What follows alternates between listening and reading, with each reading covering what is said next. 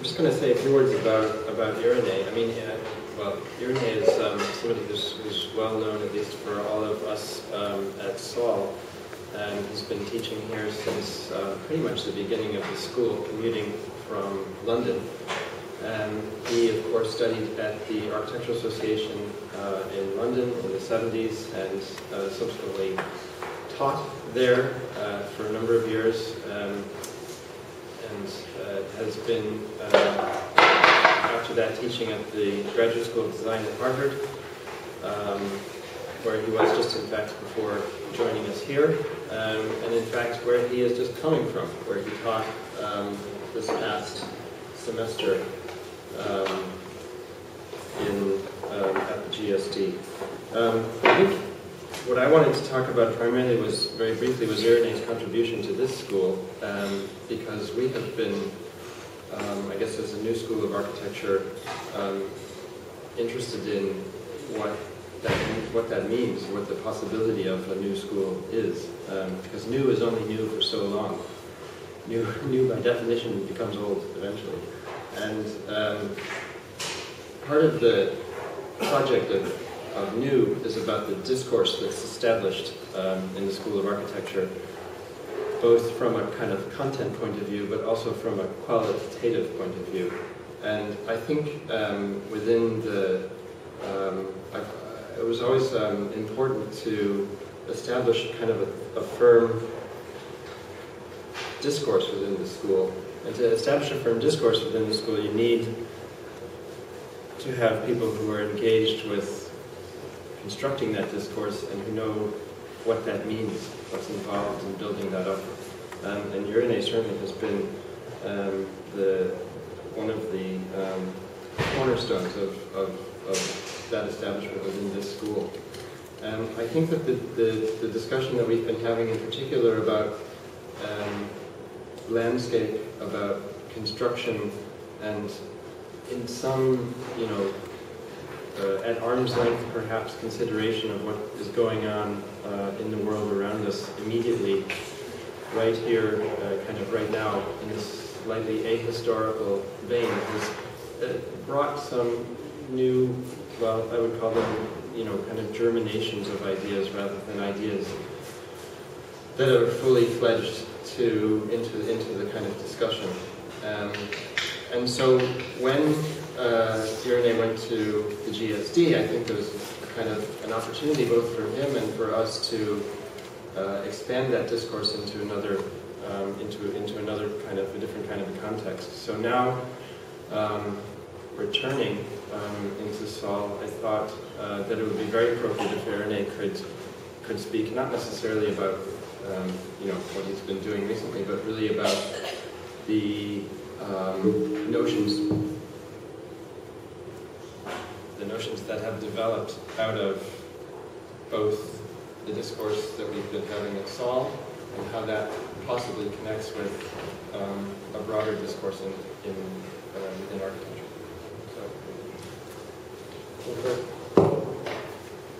Thank you very much, Merit. I appreciate your words, and it's nice to hear what you have said.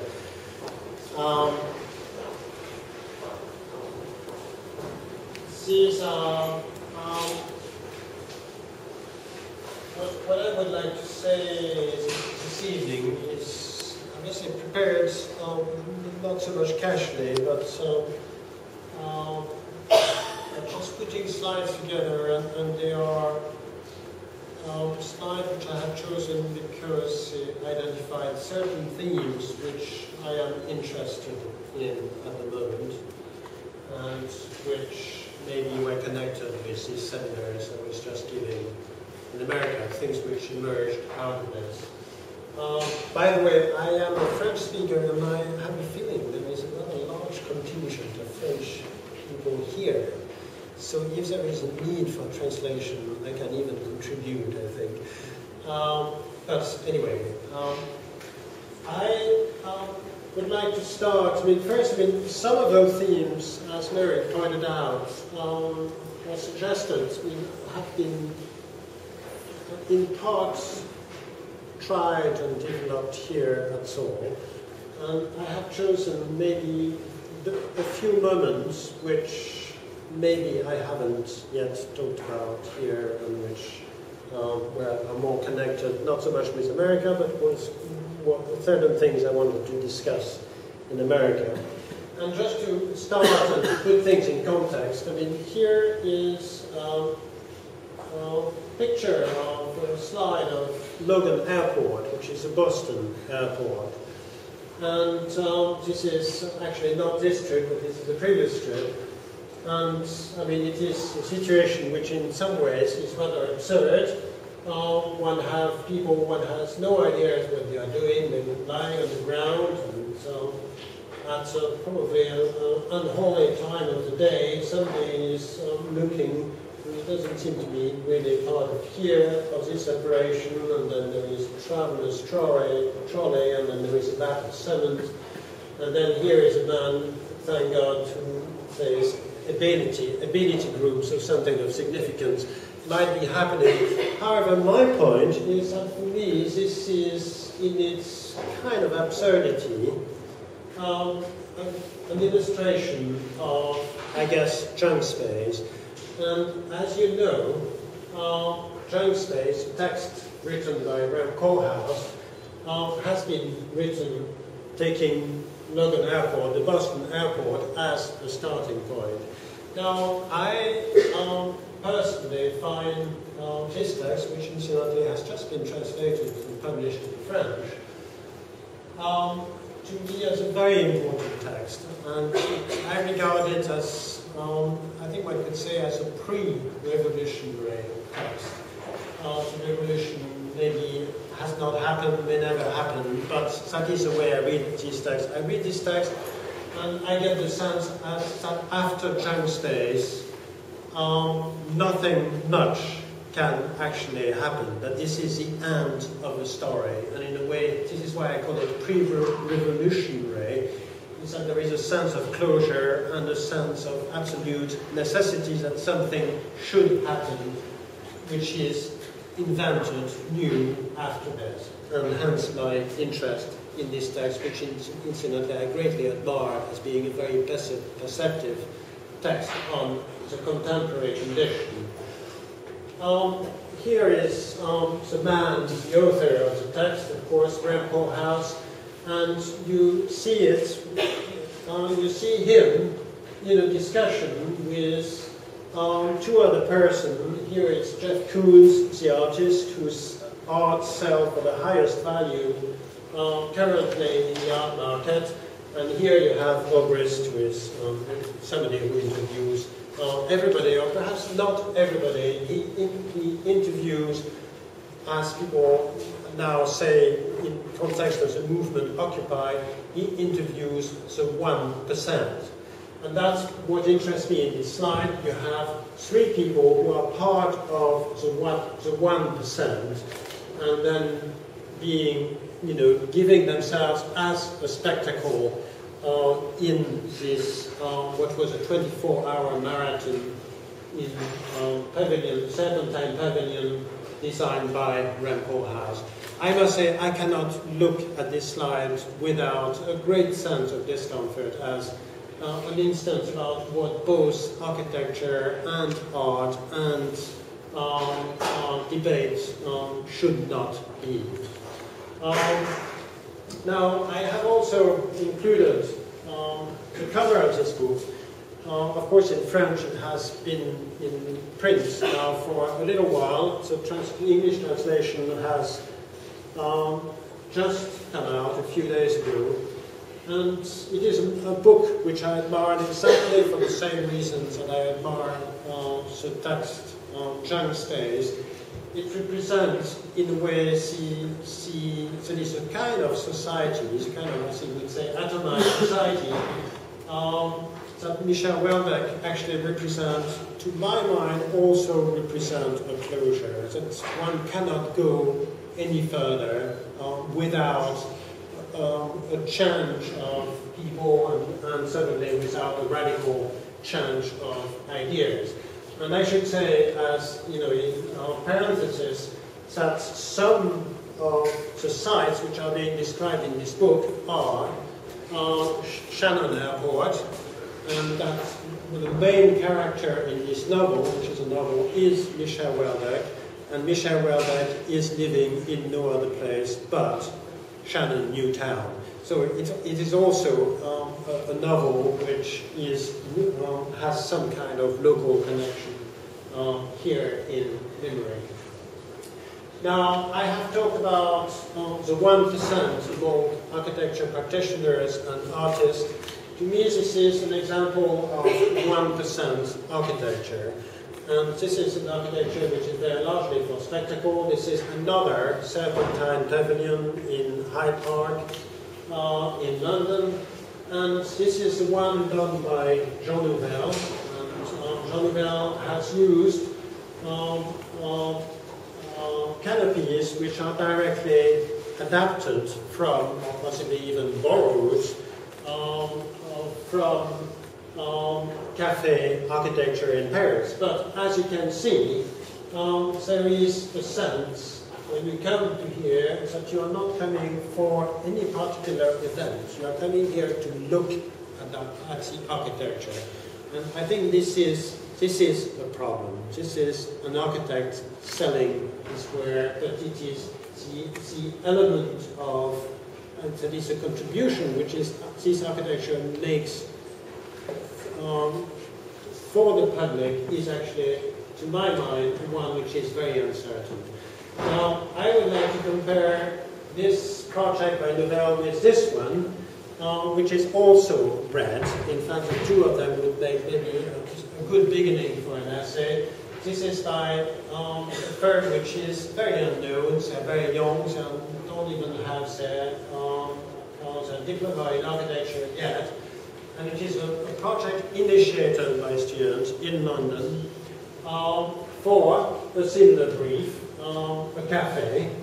And in this case, it is on the edge of London. The group responsible for this is called Practice Architecture.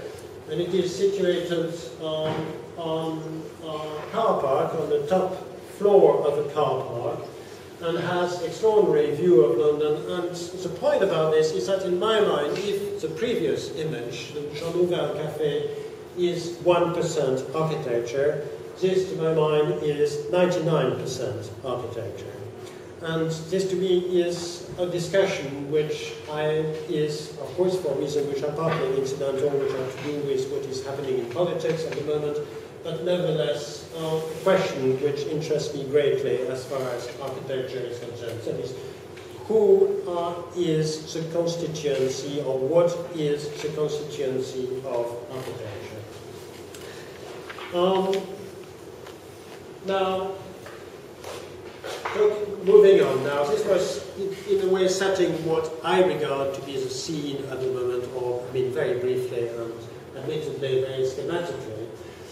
Now, I would like to suggest that the one theme, one paradigm, one image which has dominated architectural discussions in the last 50 years is what the French call Terra Lag, and is what I suppose in English is also called Terra Lag, but which is essentially a place which has been abandoned somewhere in the city, and which architects or designers, artists, maybe the public, are going to divert to new creative users. Yeah? And I feel that this has been a very dominant theme, and that it has also colored very, very strongly how we actually think about cities. In fact, there is a very famous essay by Solab Morales, which precisely has this title, Terra Lag. Where we see a great many examples going back right down to the 50s, if not the 1920s. And my feeling is that this kind of paradigm in architecture has come to some kind of end. It has somehow run its courses. And I think this very intuitively. I have no proofs. I just feel that things are moving in this sort of way. And I think it is represented by a different paradigm and by the paradigm of the garden. And I have had occasion to talk to some students here on this before.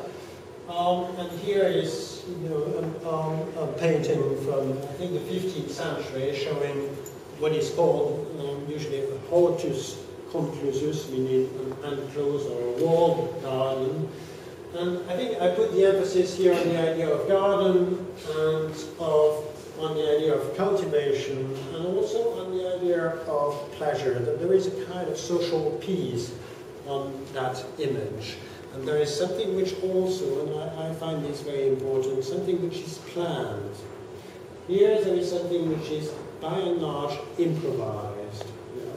I mean, I think this image in some ways is wonderful, but I think its time, has perhaps actually passed to be replaced by something which I would say is more active and also is more rooted on the idea of care. The idea of care and the idea of commitment to the place you are working in or on. An example which perhaps more directly illustrative, well, the other one was from the 15th century, the previous one was 15th century, this one is from 2008, so perhaps it's easier for me to make my case.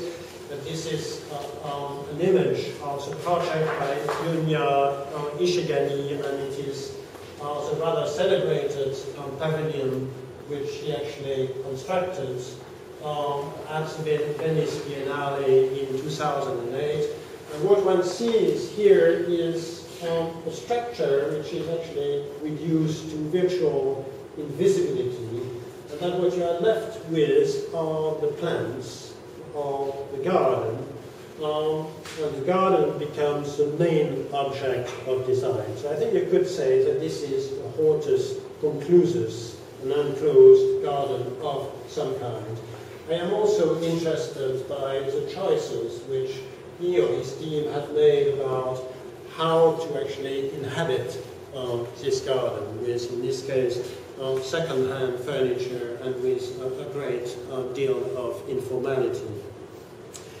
A drawing, again by the studio of Yunya Ishigami, and where in this project, or the T project, for about the same time, the architecture, again, is virtually non-existent.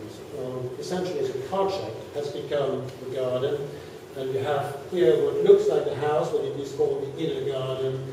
And the other thing which really is described as something which is more familiar from an architectural point of view is this, which says the bathroom.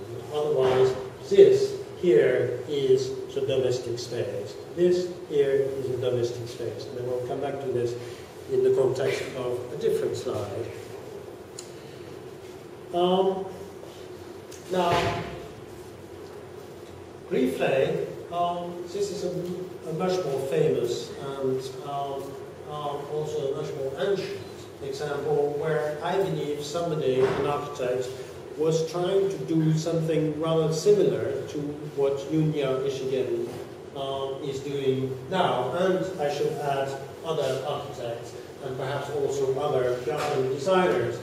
This building, which you may have recognized, is the Red House, commissioned by William Morris and designed by Philip Webb, and I think it was finished in 1845. And you see it here from the vegetable garden. This is a very recent photograph. This is the way it looks like today. But what interests me is that at that period, William Morris made a very definite decision to, in some ways, live the city. Perhaps not live the city, but live an environment which he associated with the ills and the limitation of the city. And so that's a place where he decided to move. This is a map which was pretty much contemporary with the time the house was built. Here is a house, it says Red House. And what is immediately striking on this map is that essentially he decided to build his house, or to have his house built in the countryside. Yeah?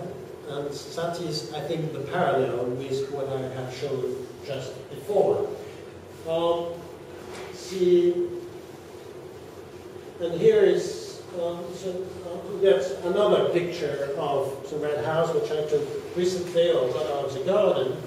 And there is only one tree which was planted at the time of the construction of the house, which still survives. And to me, this is a detail which in some ways is significant. This tree is not an oak, it's not an ash, it's not an elm. It is actually an apple tree. It is a productive tree. And in a way that is, I think, what the garden is about, and I think it's also what people's, perhaps, I mean, the source of people's interest in gardening today partly is, that it is something which is productive and is based on the provision of human care.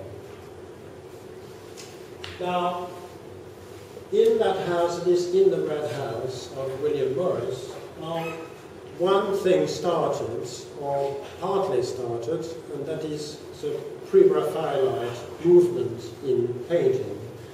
And here is a painting by a man called Inchbald, who was one of the representative in the school of painters who were actually interested in landscape painting. I rather like this painting, but my point in bringing the pre-Raphaelites here is that they became partly well known at the time, that is from the mid-1850s onwards, for looking at nature afresh in new ways, in more vital ways. It is in a way, for instance, that is, I think, painting very clearly illustrates without any kind of composition. And in fact, the pre-Raphaelite school was called at the time the no school of painting by some.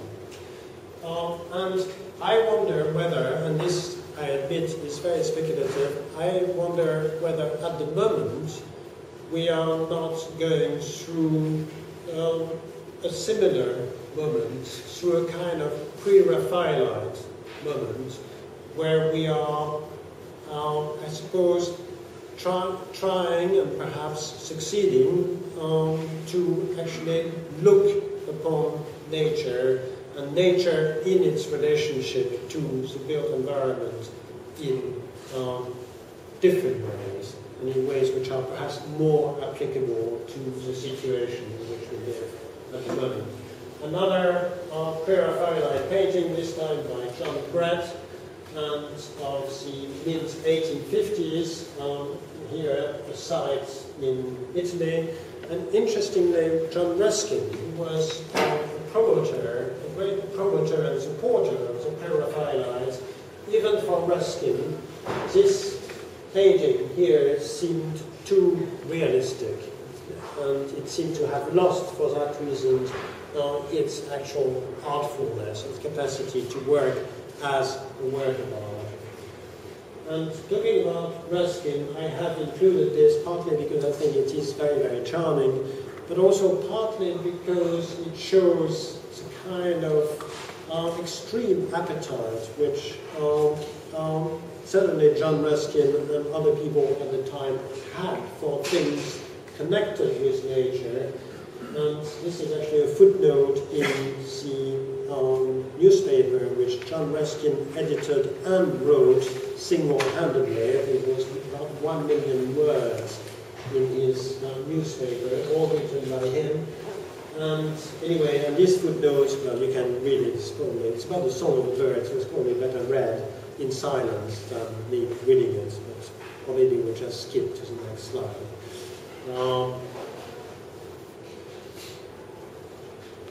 So, I go, sorry, no French translation.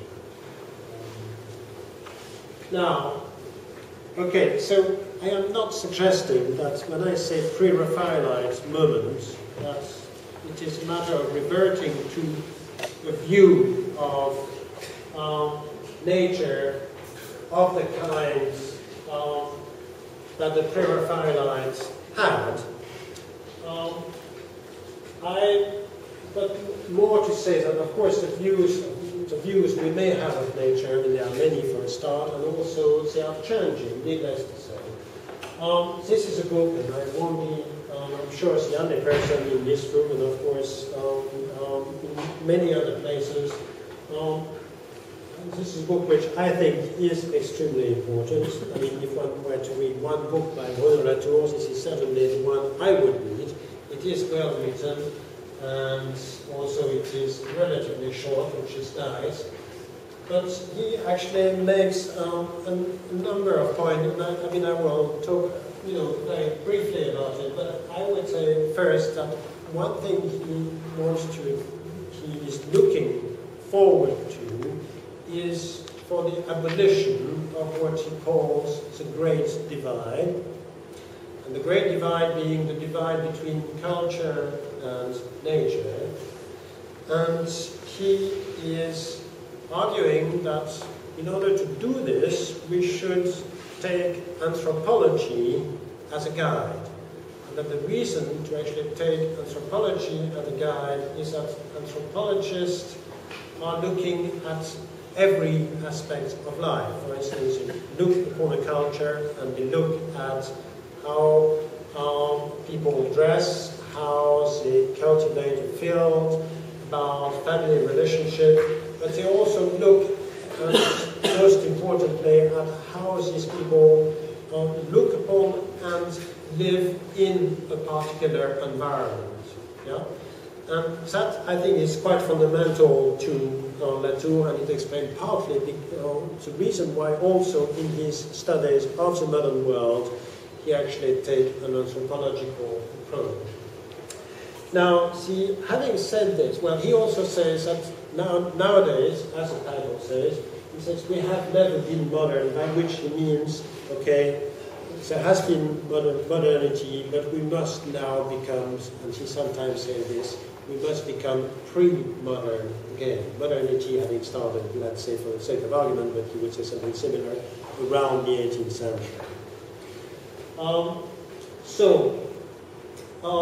And as a caveat, he makes a caveat at the end and saying that nevertheless there are some great things about modernity, and those are, for instance, the capacity of modernity to create hybrids between nature and culture, and also the capacity of modernity to make networks proliferate. He's a great fan of networks. And last also that there is in modernity a tremendous sense of daring and enterprise and so on, and which he actually relished. So there are certain things about modernity which he says we should understand. So at one point in the book, he actually invokes Levys Trials, something which Levys Trials says much earlier in the very early 60s. And Levys Trials, I mentioned this because it is a very good illustration of what Bruno Latour means by hybrids between nature and culture. Levys Trials says that he talks about the circulation in the big cities in Brazil in the book, and he says that in a car, the driver has become actually, or rather the car and the driver have become fused in a hybrid, which brings together natural forces and humans in something which has become indissociable. And I say this just to illustrate one example of what there could be, of course, a great many about what Latour means by hybrid. So in other words, this, for Bruno Latour, is something which is relevant to a discussion on nature. So we are not only talking by any means about flowers and trees and animals in the wild. Certainly we are not talking about wildness. Now, the other person, I want to mention on this very same subject is this anthropologist called Philippe Descola. Now, Philippe Descola is, I think, as far as I know, completely unknown. Well, not completely unknown. This book is completely unknown in the Anglo-Saxon world because it hasn't been translated. And he's only known through the work he has done on tribes who are living across the border between Peru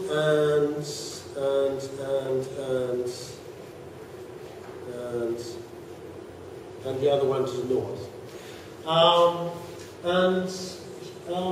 He actually says that we must actually enlarge our conception of humanity, and so that we must actually think of humanity as including not only humans, but also plants and animals. And in other words, that humanity includes everything that constitute what we normally call the surroundings. So in other words, it includes things which we are normally describing as being around us, but not part of us. And he also adds that there is no hierarchy in his views between humans and non-humans, but there is only a degree of socialization between them. So in other words, humans and non-humans communicate more or less well, yeah? But that there is no difference in, I'm not quite sure exactly what words to use, but no difference in substance. Incidentally, I should have said that the title of this book in English means Beyond Nature and Culture. In other words, beyond the distinction between nature and culture. And the other thing I have said, which is important, is that Philippe Descola is a very close friend of Bruno Latour. In other words, they were, I think, in high school together. And so the ideas of Latour were formed together with Descola. And Descola thanks Latour at the beginning of this book, and vice versa in the other book. So they are really the same kind of school of thought. Now, a picture of this tribe, with which Descola has spent time with, a tribe called the Ashuaras, also of South American Indians. And just to illustrate this point about what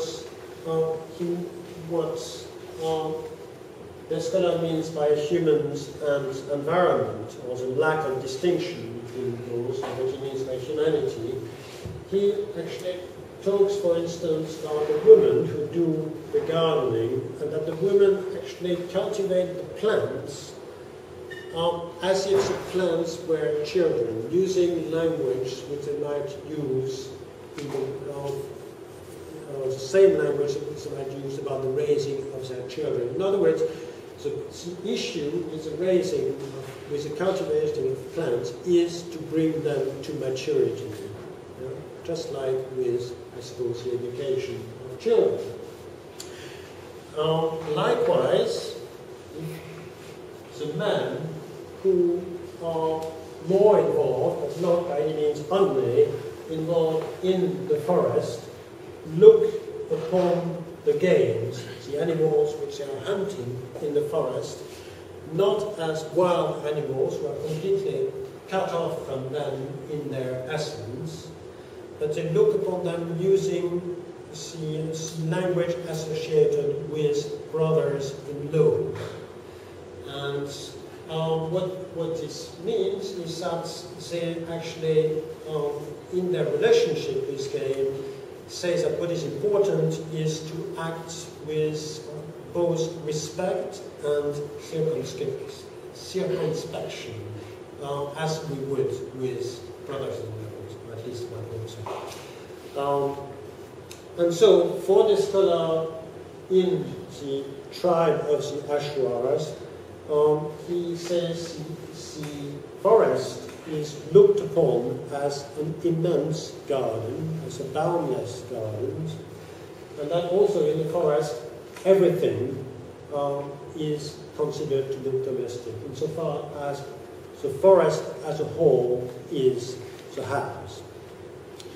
And there are only a certain number of things with which the Ashwars are not in communication with in the forest. And interestingly, there are all the things which are actually mute, the things which do not speak, such as certain kind of plants, which we feel we cannot be in communication with, insects, and there are others. I think fish is another, and there will be also others that one could mention.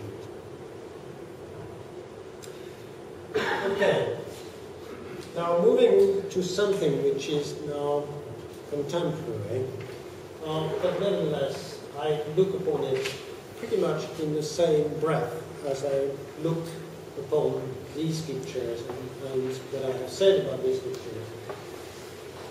This is a building which I haven't yet visited. It is, has just been completed. It is called the Brook Halls Visitor Centre near Preston, so in the northwest of England. And it is designed by an architect called Adam Kahn. It has been very successful in the press, which I find is interesting. And I think for a number of reasons. So first, which I will mention, because that's what I want to talk afterwards, is that there is something about the architecture which in some ways resonates with the idea of the vernacular. And in fact, Adam Kahn, the architect, occasionally talked about a certain type of vernacular building in relation to his design. The other thing which captured, I think, people's imagination as far as this project is concerned is that it is floating, and so the public, I suppose, is interested in this. It is built on a caisson of concrete. The public is interested and resonates, with this because of climate change and rising sea levels and so on. But it is also a building which is in a nature reserve, and that also, I suppose, resonates with all this. And perhaps I should add that, like the scholar's description of the Ashwar and the relationship to the nature around them, there is something about the environment or the nature reserve here which has a man-made component. In other words, there is an ambiguity also about what is human and what is non-humans in this project. Here is a view of the detail of the building. It is, I think, a very beautifully made project by, I think, a more than competent architect. He was, I think, one of the main assistants for some time of Terra Lag, and in a way, he represents, at least in a way, the next generation after Terra Lag, but I think introducing, new themes in his architecture. And here is the interior of one of the building, which incidentally it is rating so far, before the test has been made, very highly in terms of sustainability, of course, provided the test, the follow-up of the building is not satisfactory. And so there is also this connection, which I would like to underline, between, on the one hand, these vernacular associations, and on the other, sustainability from perhaps a more technical point of view. Okay, so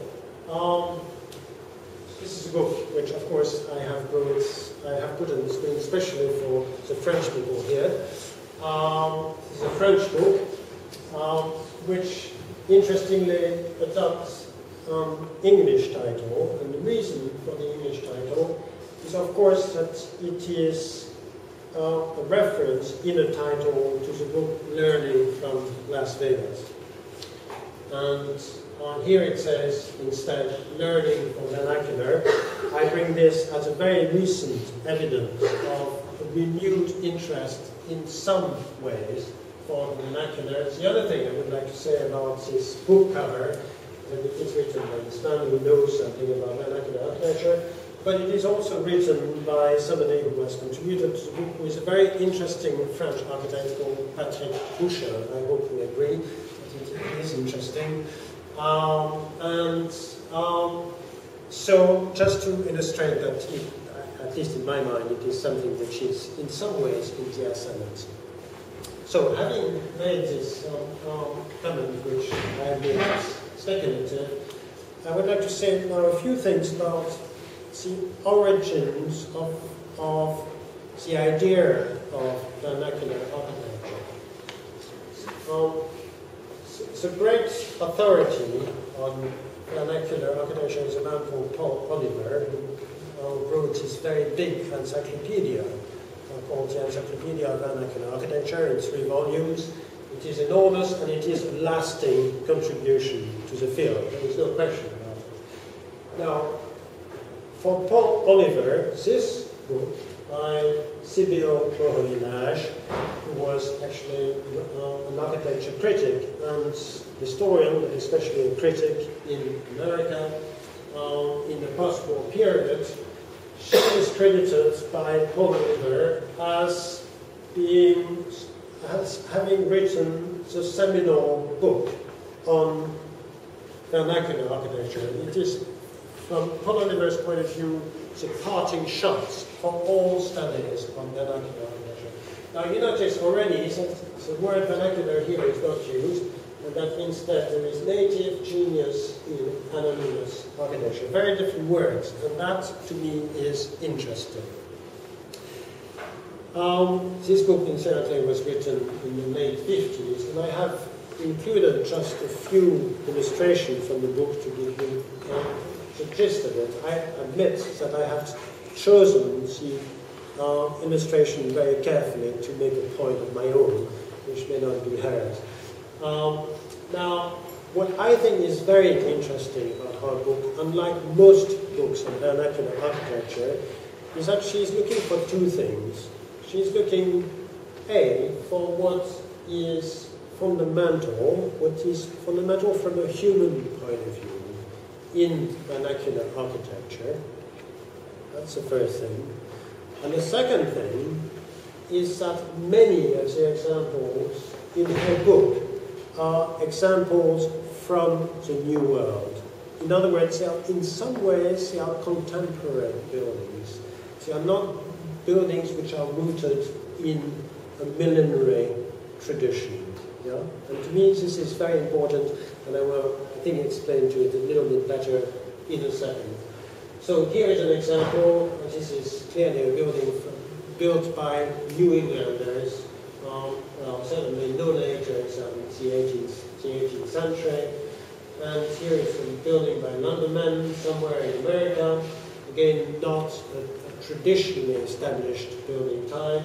And here are some barns in Oregon, again, not traditionally established building type, at least not when they were made.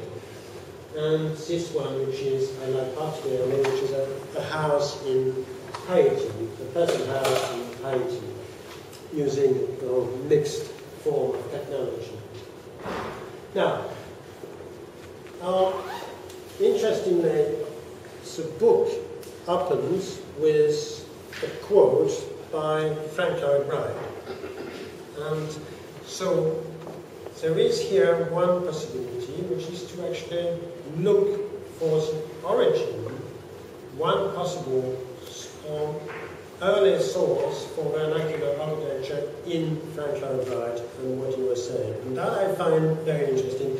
And here I can just say what Wright wrote in as early as 1909, and where he says that in order to understand the art of architecture, we have to become familiar with what he calls indigenous buildings. And he said that those buildings are to architecture what folk song is to music, or what folk tales are to literature. Now this I find very interesting, partly because it brings to mind things which one associates as eminently modern. For instance, the music of Stravinsky, the Rite of Spring, which is full of borrowings from folk music, or the music of Bela Bartok, one could make exactly the same comment, or the paintings by Wassily Kandinsky and so on. In other words, there was a time in the early 20th century where indigenous culture was considered to be a trigger for the keenest, the most advanced modernity. Now, I find this very interesting, and we could argue that this is indeed the case with the architecture of Frank Lloyd Wright himself. And as you may know, Frank Lloyd Wright was very fond of the word radical. And radical, the word radical embodies precisely all this. Because radical, as Frank Lloyd Wright himself points out, radical, the etymology of the word means of the root. In other words, something which is going back straight to the roots. Just like, say, what Sibylle Morin-Lage was saying about going to what is essential in humans and in their inhabitation. The other thing which radical, of course, suggests is the apex of modernity, the most adventurous, the most experimental thing possible. Yeah? And I would like to argue, I don't need to argue because Frank Lloyd Wright has said so himself by his own word, that this is precisely what Wright is doing. And what I would like to argue, though, is that there is a way of thinking of the idea of vernacular architecture precisely in those terms, as something which is both essential or fundamental, as well as fully experimental.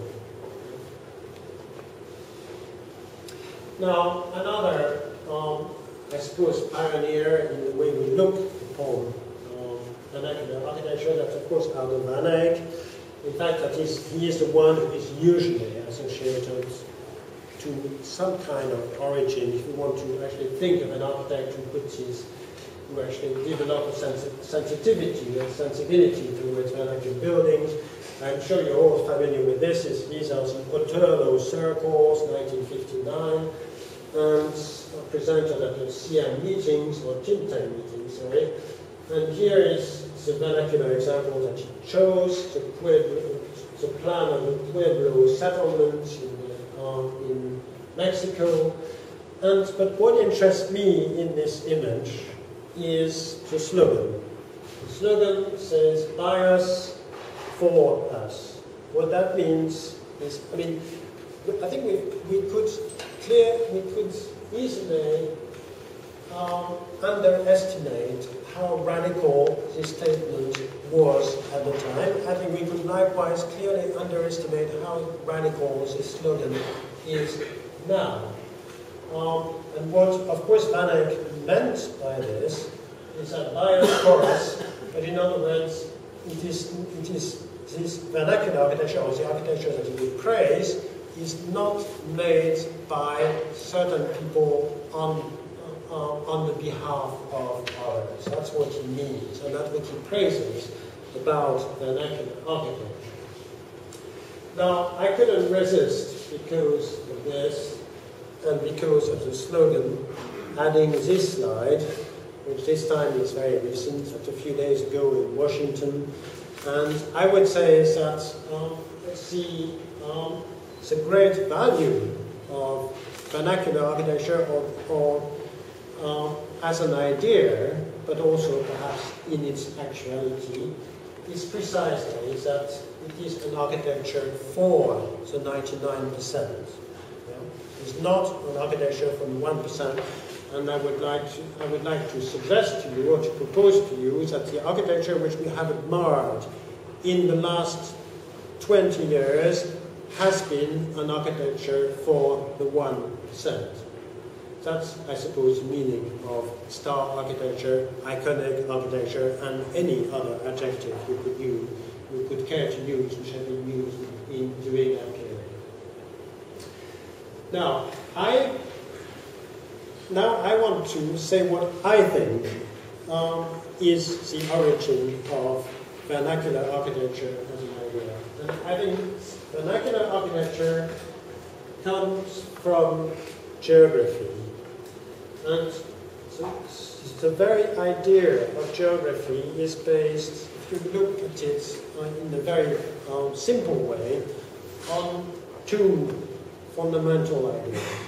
One is that, as the very name of geography suggests, that geography starts with the principle, with the idea, with perhaps the basic observation, the fact that the Earth is a totality. You know? That's the first principle. The second idea is, as the French geographer said, geography is the science of places. So in other words, at one extreme, geography is looking at the totality of the Earth. At the other extreme, geography is really interested in the concrete, the real nature of the facts that, or the situation that the geographer is observing. Hence, its interest, of course, for designers, architects, and planners. Now, this actually, these ideas I especially derived, partly because I like his work, but again for a Frenchman, incidentally, this was a very good coincidence.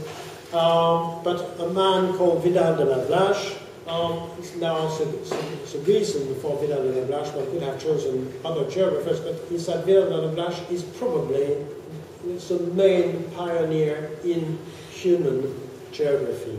Now, human geography, you can already see the Latour slant, you know, with the geography and the humans together, the humans and the non-humans in one discipline. That's why I think human geography, at least for me, is so important. Now,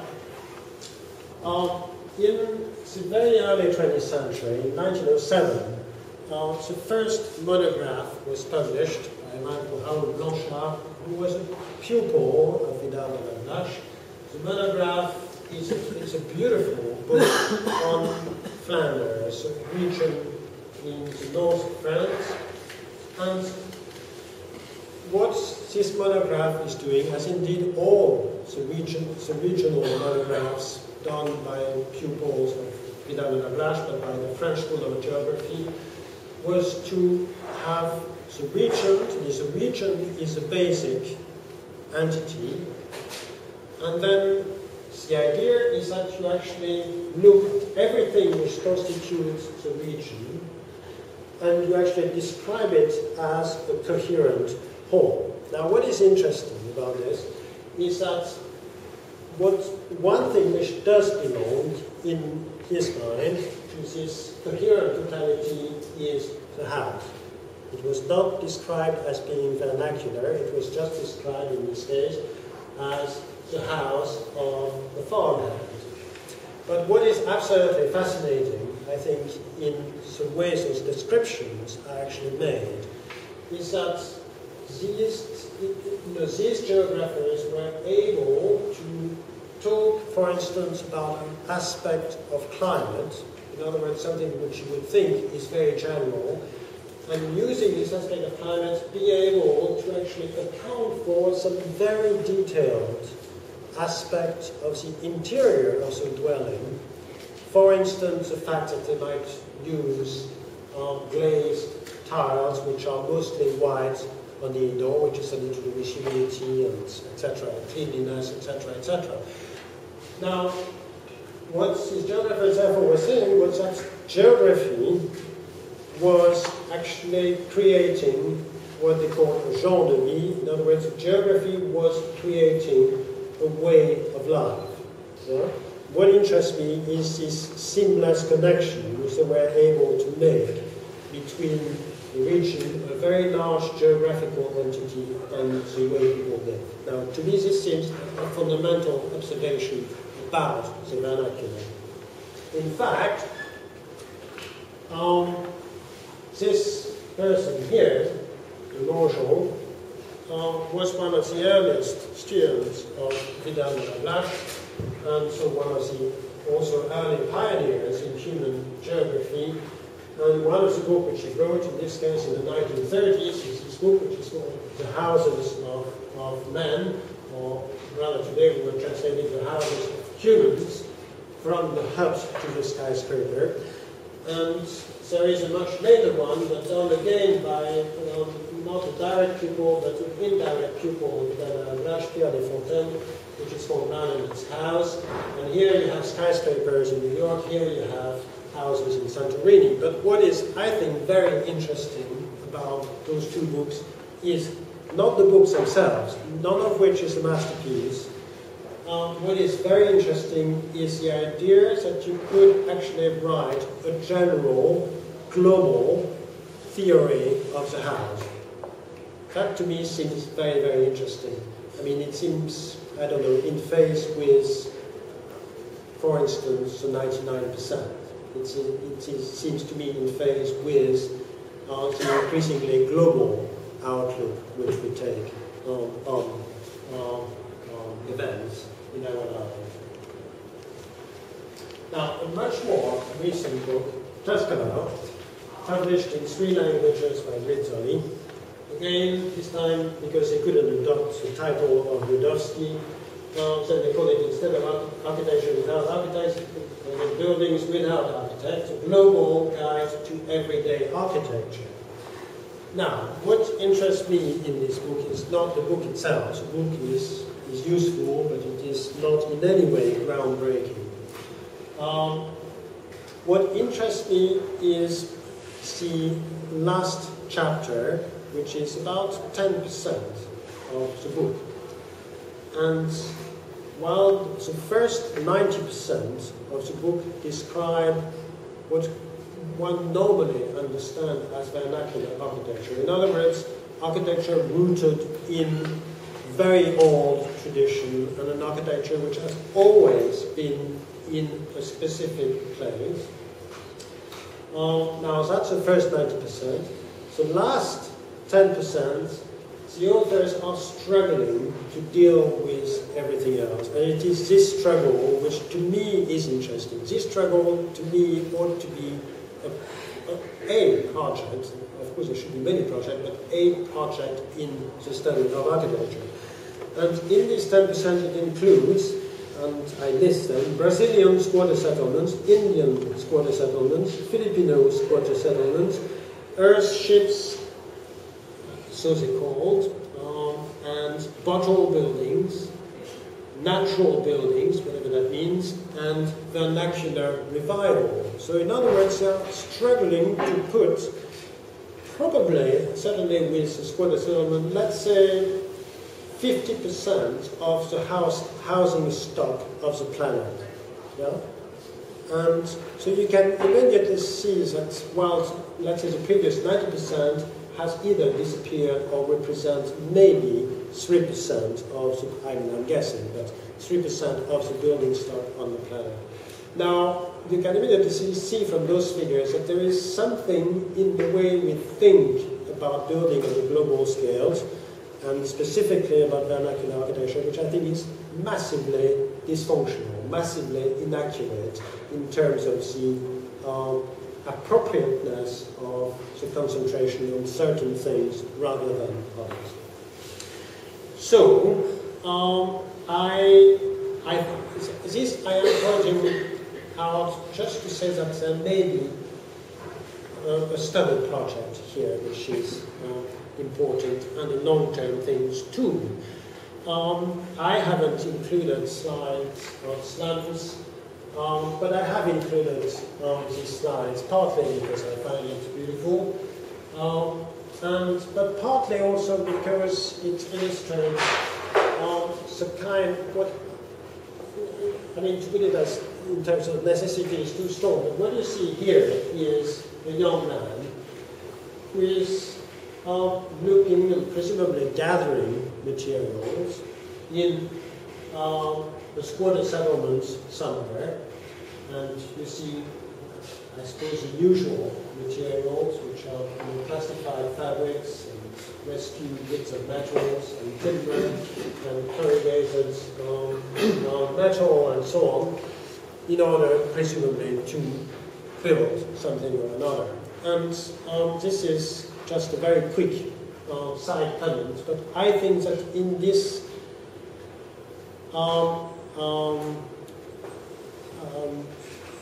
explanation, in this account of this 50% of the global housing stock, which doesn't appear in this book, or doesn't appear in a satisfactory way, I think, and okay, I'm very interested in bricolage, but I think that bricolage is an important aspect of it, and how we can actually articulate the concept of bricolage in ways that are practical for architects, and also a suitable concept to actually describe things. Okay, I think that's all I want to say on that. Now, in geography, something happened in the late 50s. And what happened is suddenly that people started to observe that, okay, this diagram, this describes a pre-industrial era, and here it says that if this is the distance, say people, let's say, travel, or people and goods. Now, in the circuits which are involved, the travel which is involved, people never went much further than the region. And then if you look later in the beginning of the industrial period, people started to go beyond the region to the nation, and slowly towards this geographer, who incidentally was a pupil of Lecture, to what he described as the big space, the grand espace, and eventually in the more recent period, then we go much further in the region and the nation. You see, geographers essentially have abandoned any attempt to actually describe the region in physical terms, as they did, for instance, with the example of Flanders, which I was mentioning. And now they believe that we can only describe things in some terms and method which are used by economists. And Vidal de Lablache himself, at the beginning of the 20th century, had said that, had observed what he, and I quote, a tendency towards numbers and space. Numbers and space. And this, I think, makes it very, very difficult, if that's the way you look at the environment, for architects to intervene, because at that point nothing is concrete and everything is in terms of abstract figures.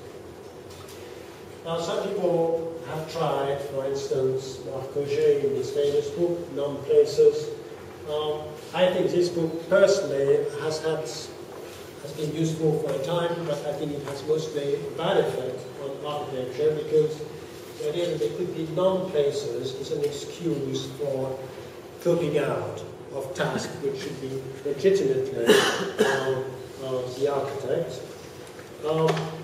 And what's the point, or rather the proposal, the position I would like to make, is that even in roads, I mean, that is, roads themselves are places. That is, there is nothing on the surface of the earth which you actually do not experience. In other words, there is nothing on the surface of the earth which is not in itself a place. And this is a picture taken in the 1930s by Dorothy Lange, who made some absolutely wonderful photographs of America during the Depression years. And this was called, I think, the highway to the west, hinting at the experience precisely of people who didn't have an income looking for work. So for her, this was not a picture of nowhere. It was actually precisely a picture of a place which was actually used by people to be somewhere, by which one should understand in this case to actually find work. And to illustrate this, that roads are not non-places. This is again a picture written by Dorothy Langer of people looking for work and kids and settled, however briefly, in the side of the road. And I think this is a picture where Aldo van Eyck would say, well, this is not space, this is not time, but this is actually place and occasion. This is a famous saying by Aldo van Eyck. And I think there is a way of looking at roads in those terms. Indeed, I think we should look at roads, we should look at those non-places in those terms. Okay, I must be running out of time.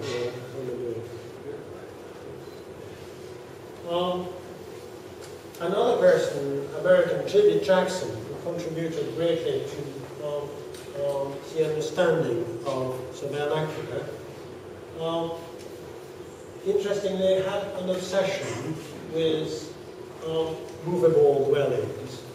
Several of his essays are on this subject, and I think what's the great thing about J.B. Jackson is that he was one of the first person to actually propose that the vernacular environment was not something static, but was constantly on the move, constantly being transformed. And it was transformed because, well, people wanted to make modifications to their life, but it was also, as this picture clearly evokes, it was transformed simply because people traveled, and even houses traveled. And this is the element which at the moment we are struggling, I suppose, to incorporate in our idea of, let's say, the vernacular, or we could also use the idea of the local. And for me, an example which very, very much illustrates this combination of road and dwelling, and the importance of making sense of both together, are the Old West towns, yeah? And where, well, I mean, you're all aware of this if you have seen the Western, that there is this very, very strong connection between the two. To me, the town in the Western is a kind of model for the way I think we might actually look at settlement today. And I'll pass on these. And the last thing which I want to show is something which I have thought only very recently, and so it is very sketchy, but there is a planner who has been considered by many as being very, very great. Perhaps, in fact, most certainly is the greatest planner in the 20th century, and that's Ebenezer Howard, and who published his book, The Garden City of Tomorrows, in 1898. This is why I call this lecture Tomorrow. And what interests me here is, in first instance, the argument. There's a two magnets, there's a magnet pulling people to the town, another to the country, and he said that each of those had great inconvenience. And in fact, the whole idea of the Garden City, as you know, I'm sure, was born by Ebenezer Howard and many, many others observing great dysfunction in the cities, therefore wanting to find an alternative.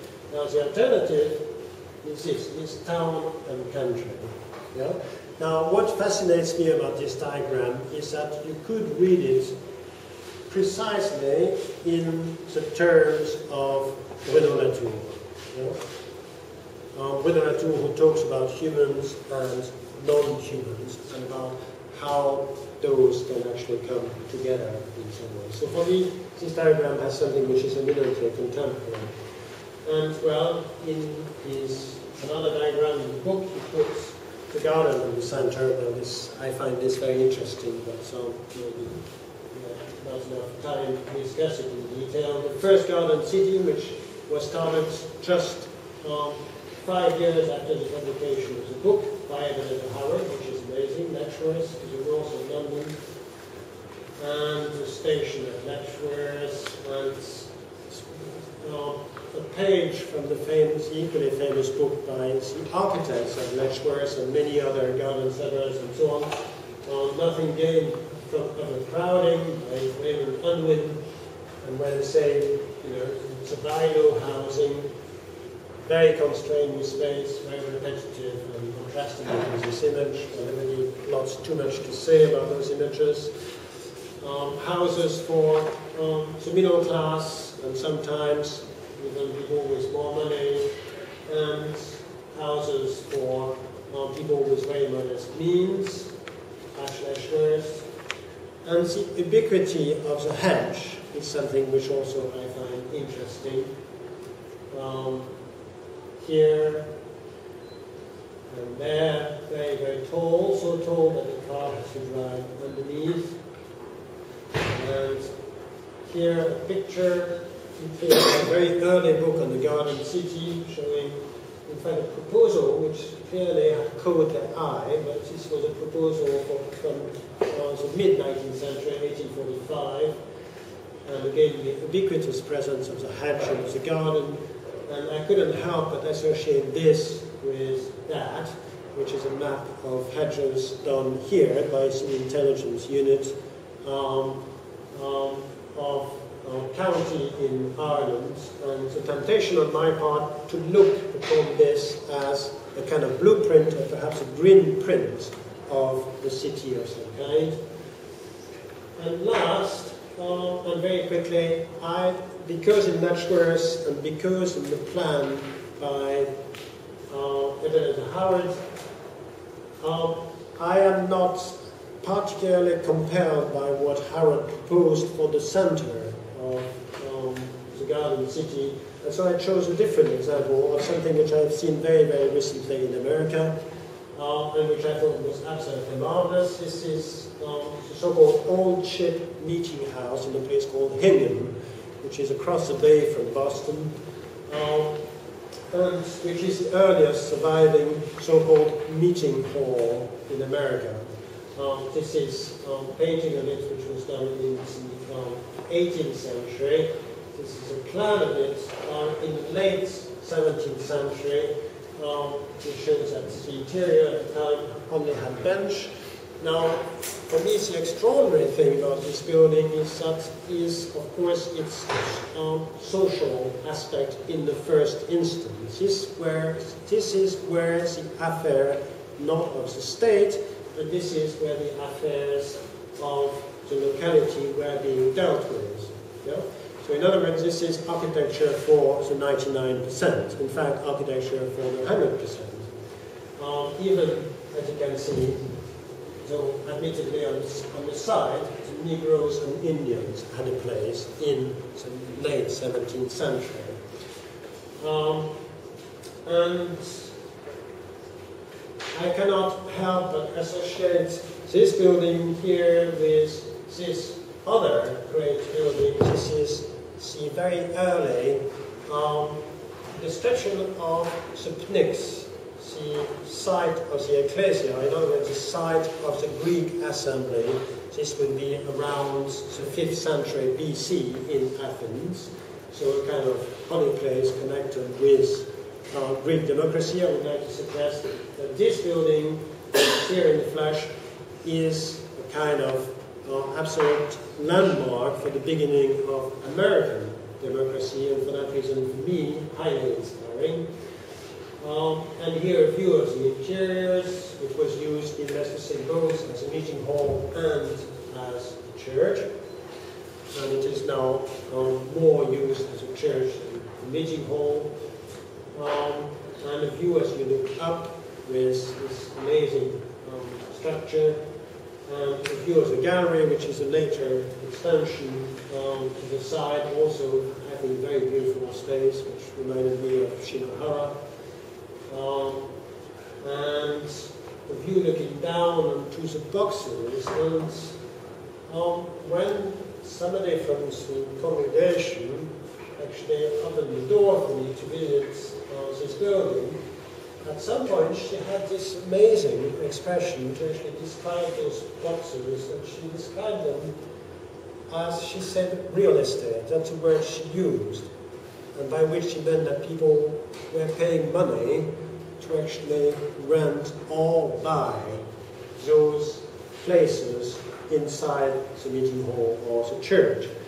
And at that point it occurred to me that this was really almost like a model of a city, and in other words that there was this projection in the meeting hall of the plan of the city itself. In fact, I suppose one could look upon those boundaries, either as buildings or as, I suppose, statues,